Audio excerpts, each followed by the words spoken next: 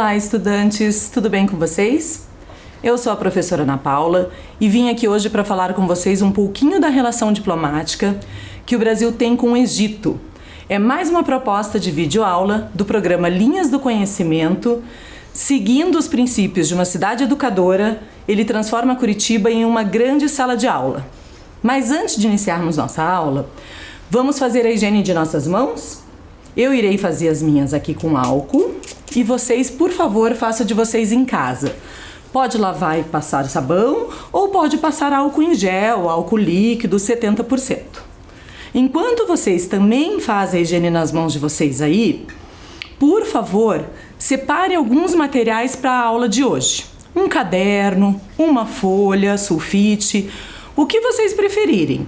O importante é vocês terem algo para anotar a aula de hoje. Caneta, lápis, com data, tema e as coisas que vocês acharem bem interessante desta aula. Vou dar um tempinho para vocês possam se organizar.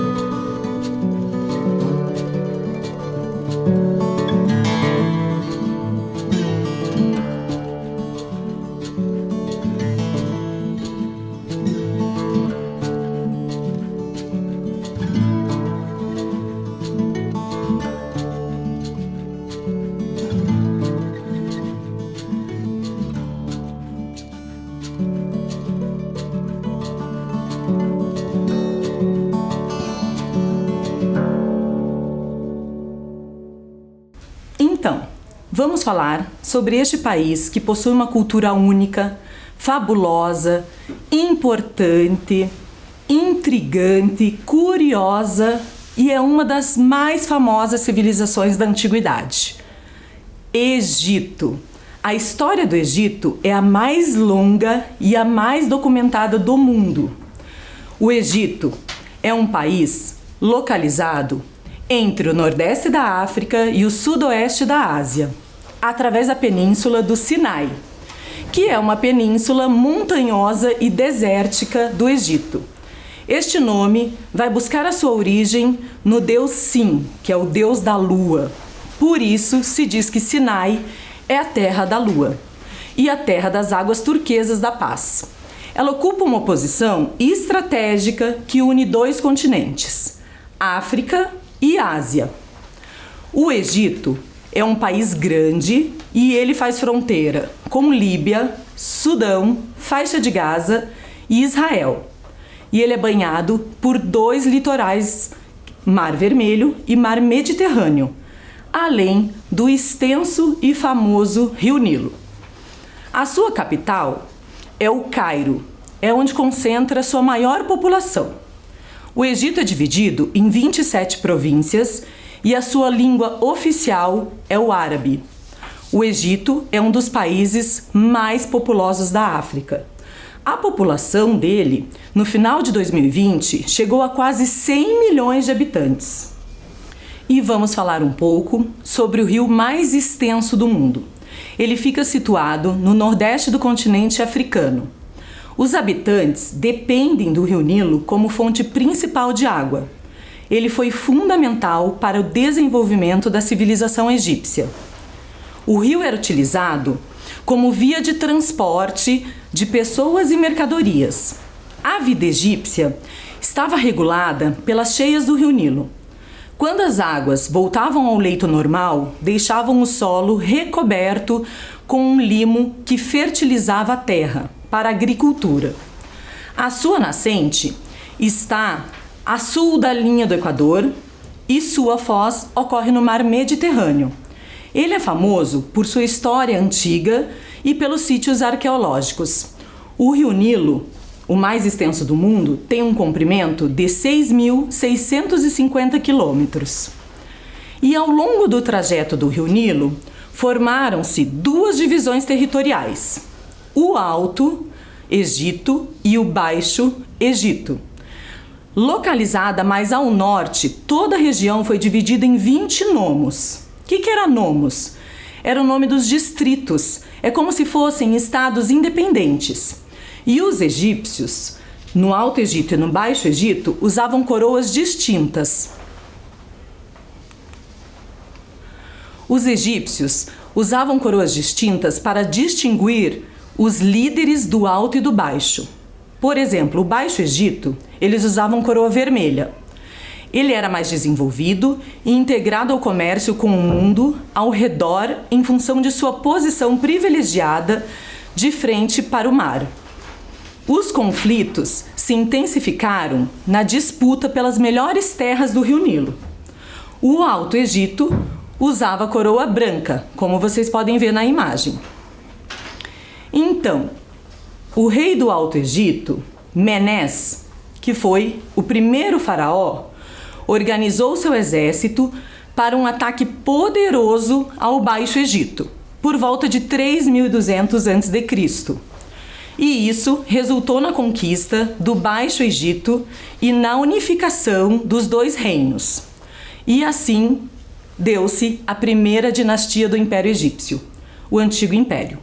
Após a unificação, a união, a coroa passou a ser dupla, simbolizando a união dos dois reinos, que é a combinação das duas coroas anteriores. Assim, o Egito tornou-se, naquela época, uma monarquia centralizada, formada por súditos subordinados ao poder do monarca. Dessa maneira, os egípcios eram obrigados a trabalhar nas lavouras, construções e obras administradas pelo governo do faraó. Depois de um longo período de estabilidade, a pressão dos monarcas acabou descentralizando o poder político em 2200 a.C. Na fase posterior, conhecida como Médio Império, foi um período marcado pela expansão territorial, conquistando também a cidade de Núbia. E apesar do grande desenvolvimento, o reino sofria com revoltas internas e guerras, o que acabou por enfraquecê-lo, facilitando a invasão do Ixos. Os Ixos são os povos asiáticos, que governou o Egito por aproximadamente 150 anos. A vitória desse povo aconteceu pelo uso de cavalos e carros de combate, até então desconhecido pelos egípcios. A última fase da política do Egito iniciou após a expulsão dos Ixos e é conhecida como Novo Império, período marcado por uma política expansionista com a conquista da Síria, Fenícia, Palestina e a reconquista da Núbia. A rainha Cleópatra foi a última governante desta dinastia antes do domínio romano, em 31 a.C. O faraó era quem governava o Egito. Ele tinha todos os poderes sobre a sociedade egípcia. Além disso, era reconhecido como um deus. Não existia nenhum tipo de eleição ou processo para a escolha de um faraó, pois o poder era passado de pai para filho. Historiadores se baseiam em pelo menos 4 documentos para contabilizar os faraós. Quais são os documentos? A Pedra de Palermo, a Lista Real de Ábidos, o Papiro de Turim e os Registros de Maneton. São 170 faraós que reinaram no Egito em ao menos 30 dinastias. Lembram o que é dinastias? É uma série de reis e rainhas de uma mesma família. Existem alguns faraós bem famosos e renomados do Antigo Egito. Eu não vou conseguir citar todos eles aqui, mas alguns deles vocês já devem ter ouvido falar porque são bem conhecidos, como Tutankhamun, Cleópatra e Ramsés II. Este reinou por 67 anos. E o Menes, que foi o primeiro faraó que a professora falou no início da aula. Alguns dos mais famosos, lembrando que eu não citei todos, podem não ter contribuído muito, mas a sua importância na história e sua popularidade os torna superiores a muitos outros faraós, dos quais há muitos para listar. Cada dinastia é bem conhecida por algo durante esta longa civilização. E os rostos individuais dos faraós caracterizam cada período em particular. Suas conquistas e suas contribuições para a arte e para a aprendizagem contribuem muito para a rica herança do Egito. A construção do túmulo de um faraó foi uma tarefa muito importante no Egito, pois os faraós queriam renascer vitoriosamente na vida após a morte. Os arquitetos trabalharam arduamente para proteger os túmulos, construindo pirâmides sobre eles. E assim existe a mumificação. O que é mumificação? É o processo em que retiram os principais órgãos para dificultar a sua decomposição. Múmia é um cadáver que foi preservado com bastante produto químico. E as múmias mais famosas são as egípcias, destacando o Tutankhamun.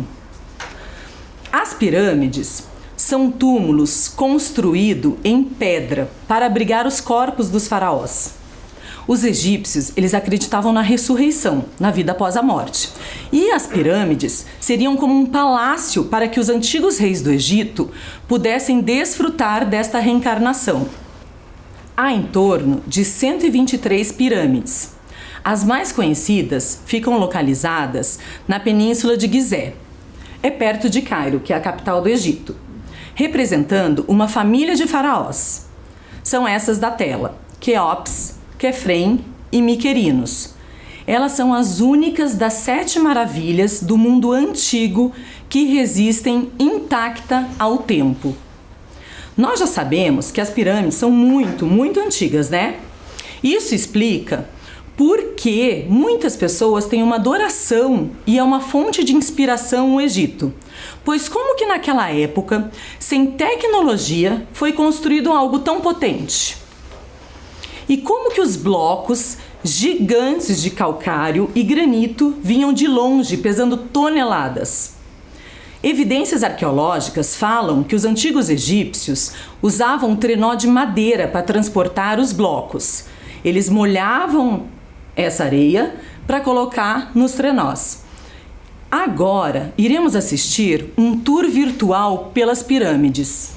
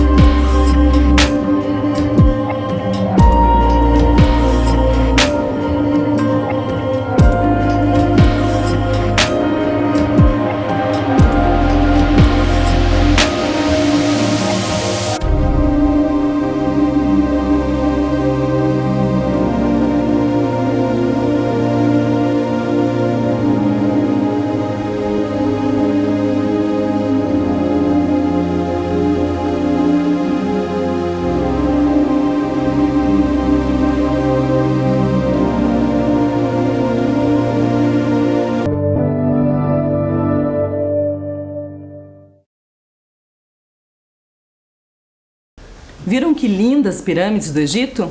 Então, cada um dos faraós entregou enormes riquezas históricas às gerações futuras. E graças aos faraós, o Egito tornou-se uma atração turística para pessoas de todo o mundo. Todo mundo quer testemunhar o enorme legado cultural que os faraós deixaram para trás. Eles podem, de fato, ser considerados como os arquitetos de um Egito que ainda está conosco até hoje. E já que estamos falando do Egito e de toda a sua beleza, de toda a sua magia, vamos falar um pouquinho dos deuses? Os deuses egípcios são divindades que fazem parte da mitologia do Antigo Egito. Essas divindades eram onipresentes. Elas estavam presentes em todas as partes e metamórficas, que influenciavam os elementos e controlavam a natureza. Falavam que das lágrimas dos deuses nasciam outros seres. O culto mais conhecido era o de Ísis e Osíris. No Egito Antigo, a religião era politeísta. Isto quer dizer que eles cultuavam diversos deuses. O Hathum é o responsável pela criação do mundo e ele é representado pelo Sol. E agora eu vou chamar a deusa Ísis. Ela é uma deusa protetora, poderosa, cheia de magias. E ela vai contar um conto para vocês. Olá, eu sou a deusa Ísis. Mas eu sou descendente daquela Ísis lá do Egito Antigo que você já ouviu falar, né? Realmente eu não tenho todos os dons dela, mas o que ela me deixou de herança são boas histórias do Egito. E é uma delas que eu vou te apresentar hoje, que é a história de Num e Ra. Num, Deus sombrio, dorme numa solidão que nada pode perturbar. Ele é água parada e escura. Num é a fonte e o princípio do universo e contém em si todos os elementos que ainda virão a existir. Tudo é imobilidade. Os peixes, os crocodilos, as flores, as árvores, os pássaros, os homens e até mesmo os deuses ainda não existem. Finalmente, Num desperta e sai do seu torpor. Em torno não vê nada além de ele mesmo. Acha esse estado de solidão absoluta tão tedioso que resolve agir. Ele sabe que é capaz de criar tantas coisas. Então ele se mexe e o universo começa a se agitar. A primeira coisa que Num é a água. A primeira coisa que ele cria é a terra. Uma ilha cinzenta de contornos imprecisos. Emerge da planície líquida. Essa terra lamacenta é a terra do Egito. Como é nascido da água, o Egito viverá da água. O Nilo é o seu princípio. Rio divino, ele é fonte de toda a vida. Num continua sua obra de criação universal e o mundo começa a tomar forma. Mas esse começo se desenrola numa atmosfera lúgubre. Sem luz plena. Não chega a ser noite, não chega a ser dia também. Uma espécie de claridade escura envolve o universo. Nesse crepúsculo primitivo, os elementos tomam seu lugar e se organizam. O ar fica suspenso acima da água e da terra. O céu paira sobre o mundo como se debruçasse sobre ele. não trabalha sem cessar. Então, ele chama os deuses à vida. E da água primordial do rio Nilo surge uma flor de lótus. E dentro desta flor surge também uma luz viva, muito forte. Essa luz está querendo sair de dentro dessa flor. A princípio, as pétalas do lótus resistem e permanecem fechadas. Mas a luz é tão forte e poderosa que as pétalas não conseguem permanecer fechadas.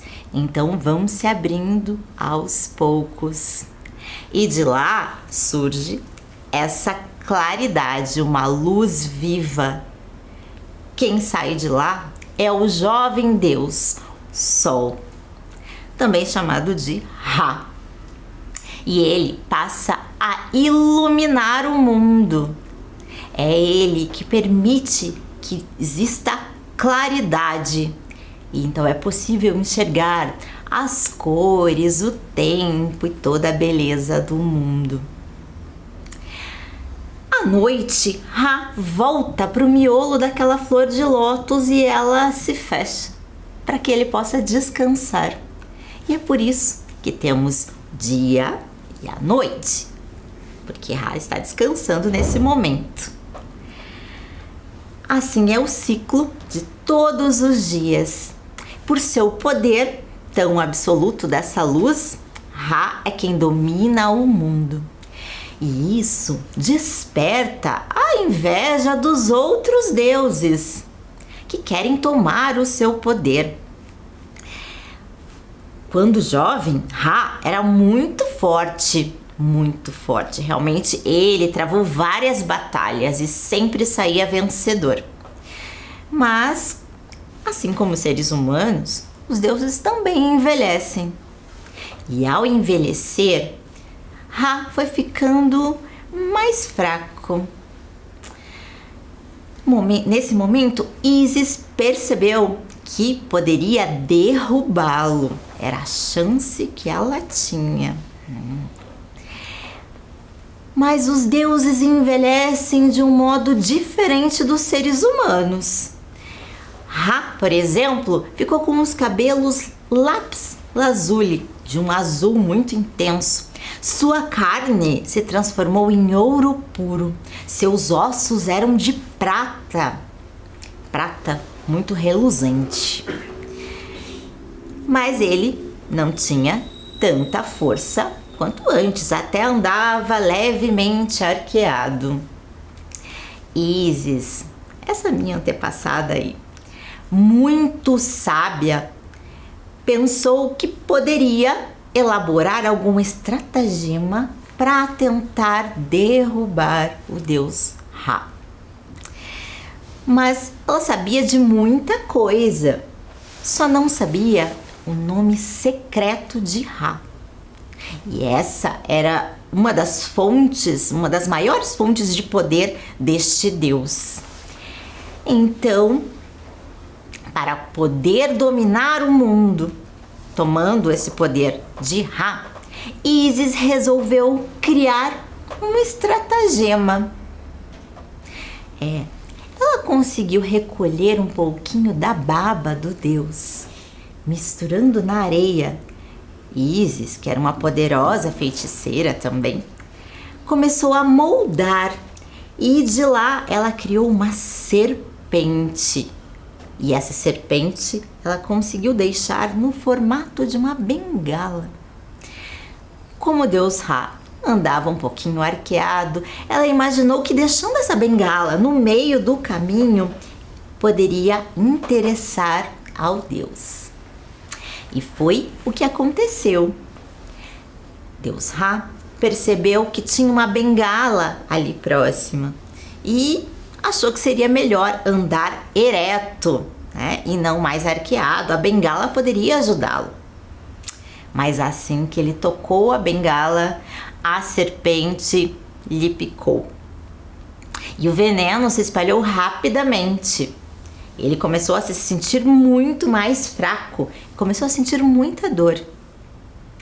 E é nesse momento que Ísis aparece, muito levemente falando e sendo super solidária com o deus. Ela lhe diz que nessa picada da serpente tinha um feitiço que poderia matá-lo e que para poder retirar esse feitiço e impedir que o veneno se alastrasse, ela tinha que fazer um contrafeitiço e para isso precisaria pronunciar o nome dele. Ra não quis se entregar tão rapidamente. Ele falou: eu sou o princípio de tudo, eu sou aquele que domina o mundo, eu sou o todo-poderoso. Nem conseguiu terminar de falar os inúmeros nomes que eram atribuídos a ele. Foi se sentindo mais fraco ainda. E então, o Deus Sol é obrigado então a murmurar seu nome secreto, que ninguém, nem Deus, nem humano, nunca tinha ouvido. Ísis o repete com as palavras mágicas adequadas. A dor passa. Ra está salvo. Mas o Deus magnífico está amargo. Claro, teve sua vida salva, mas não reina mais como Senhor absoluto do mundo. Agora terá de contar com Ísis, que conhece seu nome secreto. A deusa Ísis, essa minha antepassada, pode até saber o nome do deus Ra, mas isso ela não me contou, manteve esse segredo com ela. O dom que ela me deixou foi esse de contar histórias. Então, a gente se encontra numa próxima história. Até lá! A deusa Ísis foi representada pela professora Alessandra Barbosa. Ela é doutoranda em educação, mestra em educação, possui graduação em letras português, é especializada em leituras de múltiplas linguagens da comunicação e da arte, e ela é professora de língua portuguesa da nossa rede municipal de ensino de Curitiba desde 2010. Atualmente, ministra videoaulas de literatura e língua portuguesa. Ela faz parte da Gerência de Educação Integral em tempo ampliado que pertence ao Departamento de Ensino Fundamental. Linda a deusa Ísis, né? Eu adorei. Agora vamos falar um pouquinho da bandeira. O que é a bandeira? A professora falou em outras aulas, mas sempre é bom relembrar. Ela é um símbolo oficial que representa um país diante do mundo todo. É a identidade do país.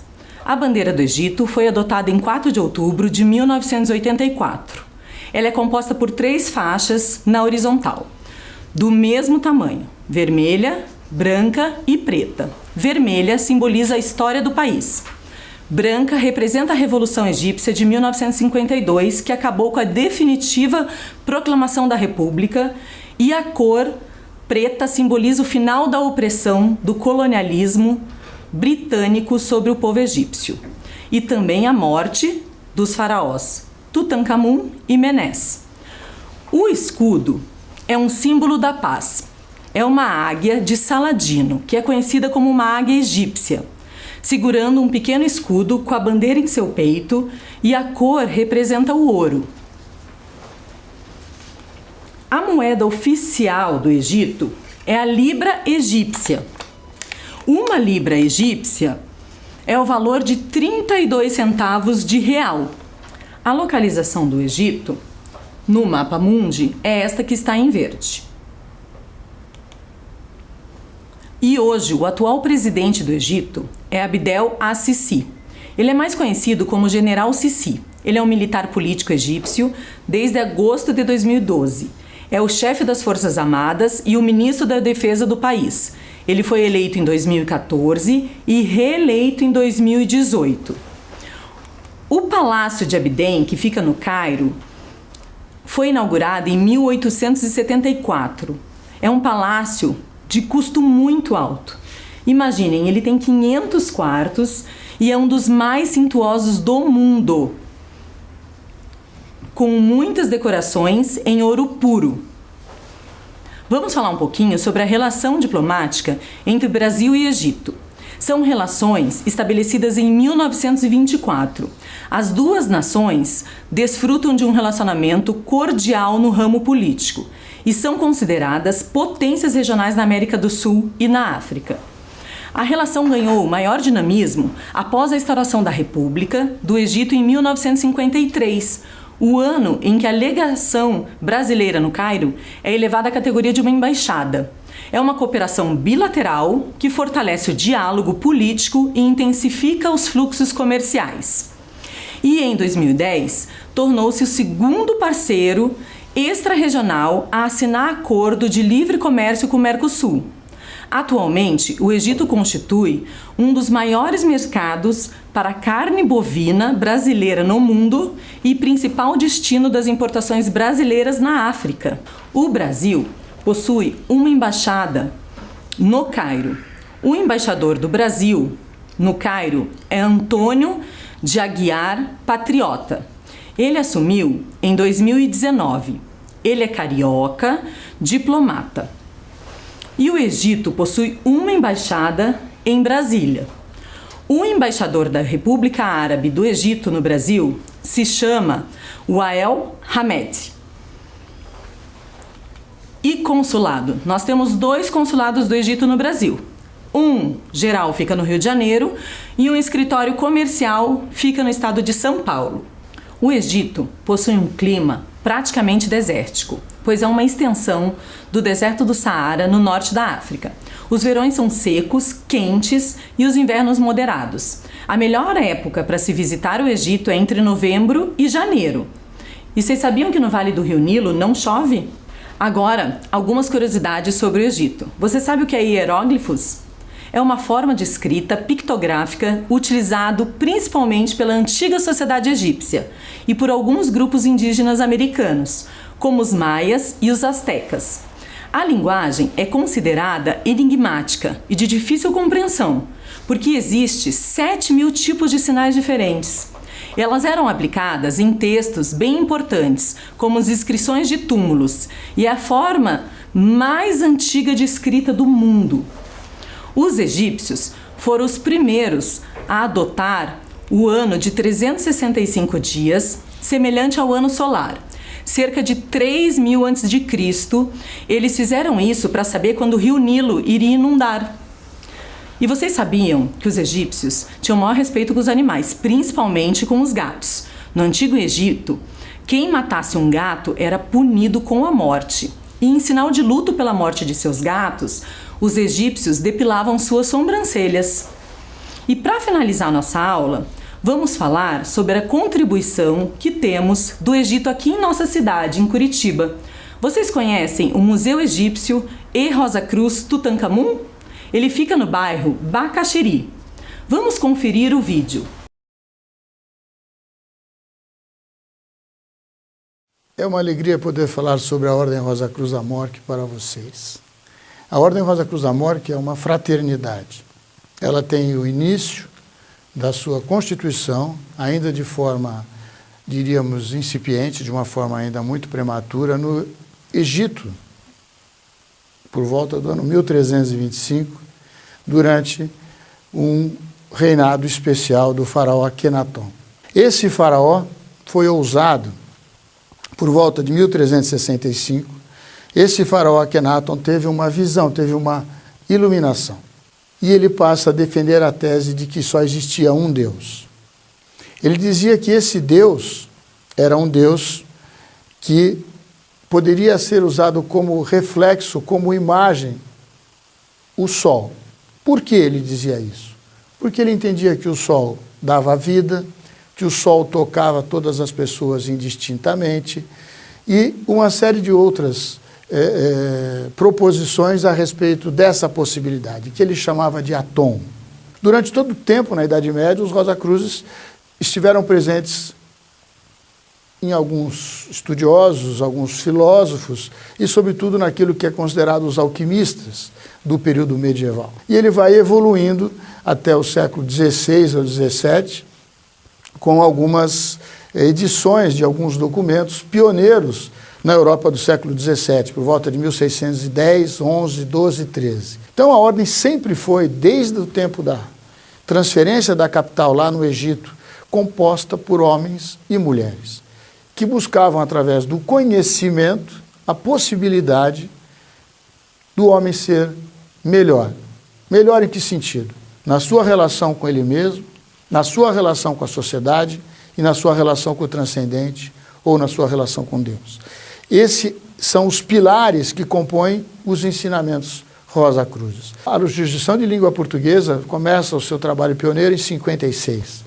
E a partir de 56, ela vai se expandir no Rio de Janeiro, até que em 1960 ela passa a se estruturar aqui em Curitiba, no dia 9 de maio. Curitiba nos recebeu muito bem. No tempo em que viemos para cá, o Bacaxeri ainda era uma grande fazenda, era um banhado, como se diz, e hoje está lindo, estruturado e com toda a sua capacidade de receber os membros e de receber os turistas. Esse complexo é a sede da Ordem Rosa Cruz Amorque, que está aqui em Curitiba, no Paraná.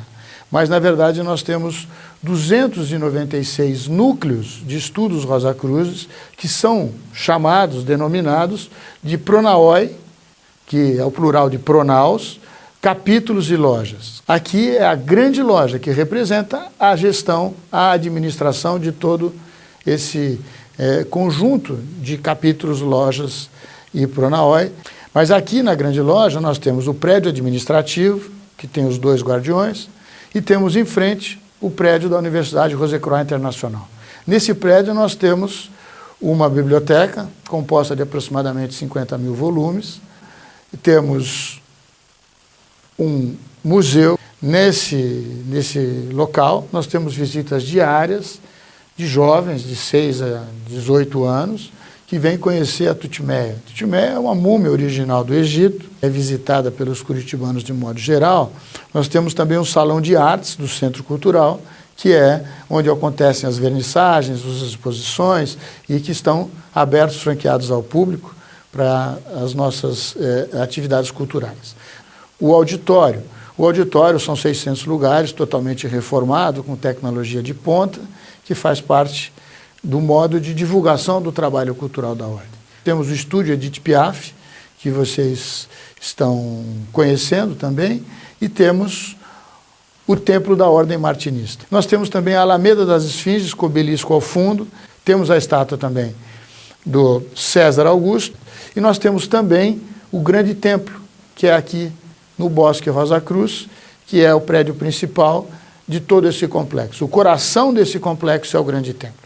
E nós temos o Bosque Rosa Cruz, para que vocês possam se sentir harmonizados, elevados. A proposta dos Rosa Cruzes é, através do conhecimento, através de uma reverência ao transcendente, fazer uma mudança na vida das pessoas. Espero que vocês possam consultar os nossos sites ou consultar o portal da Amorque, que naturalmente muitas outras explicações complementares vão se somar a essas breves explicações. Agora, tem um detalhe de fundo místico-filosófico essencial. Você só vai conseguir entender de fato se o seu coração souber desejar. Paz profunda a todos. Criado em 1990, o Museu Egípcio tem acervo inicial de cerca de 700 objetos, entre réplicas de objetos egípcios doados pelo artista Eduardo Dávila Vilela e outras peças. Entre os artigos estão máscaras funerárias, vasos, tumbas e estatuetas. Com o passar do tempo, novas peças foram adquiridas por outros artistas plásticos. O museu é de responsabilidade da Ordem Rosa e Cruz, uma organização internacional de caráter místico-filosófico, com objetos que pertenceram aos reis, divindades e materiais de guerra, como flechas e escudos. Vale lembrar que todas as peças expostas no museu são réplicas de objetos arqueológicos que estão nos museus na Europa e no Egito. A sua maior atração é a múmia egípcia Totimeia. Foi recebida em 1995 por meio de uma doação da sede do Museu Egípcio Rosa Cruz da Califórnia, nos Estados Unidos. Apesar de já ter sido muito estudada, não se tem certeza de sua origem. E agora vamos falar sobre o papiro. Esse é um exemplar de papiro. Vocês sabiam que papiro é uma planta? E este papel é feito do caule desta planta. Ela desenvolve o suporte para a escrita da antiguidade. Ela é cortada em tiras finas, molhadas e secas e coladas uma ao lado das outras.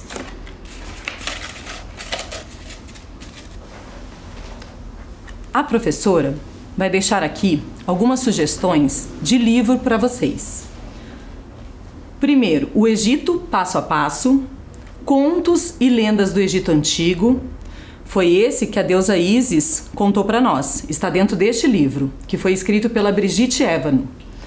E como seria sua vida no Antigo Egito? Como é que os faraós, sacerdotes, camponeses e escravos passavam seus dias? De que maneira que lidavam com a dor do dente? Por que as mulheres egípcias raspavam sobrancelhas? E como sabemos sobre seu modo de vida? Então são livros bem curiosos e interessantes. Essa é a minha dica da aula de hoje para vocês. Esta aula foi preparada com muito carinho para vocês, espero que vocês tenham gostado.